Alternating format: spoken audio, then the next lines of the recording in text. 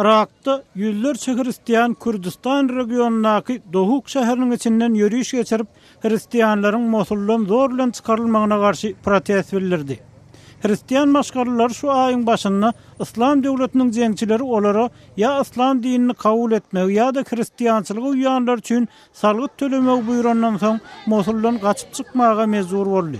Bu buýruga taýin bolmadyklara jeda berilmek garaşýardy.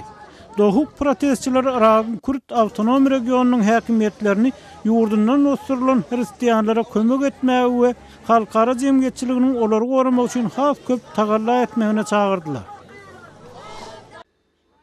Orsiýetde Ukrainadan import edilen balyk we meýwe konserwalaryna girilen gadaganlyk güýje girdi.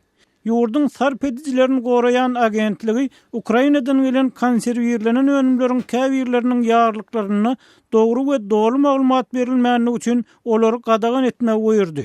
Geçen ýyl bu agentlik howpsuzlyk aladalaryna sarylanyp Ukraina prezidenti Petro Poroshenkonyň eýelik edýän Uraşen kampaniýasynyň şakalatlaryna hem gadaganlyk girdipdi. Türkmenistanyň müňlerçe musulman Türkmenawatdaky iň uly mesjitde ýygnanyp orada bayramyny bellädi. Dünýä ýüzüniň musulmanlary Ramazan aýynyň soňlanmagyny bayram edýärler. Käbir musulmanlar bu bayram 28-nji ýylda, käbirler bolsa 29-njy ýylda bayram edýär. 100 000 musulman Kırgızstanyň paýtagty Bişkek şäheriň esasy berine namaza durmak bilen orada bayramçylygyny bellädi. Bu namaza hökümet resmiýetleri we diplomatlar hem goşuldylar.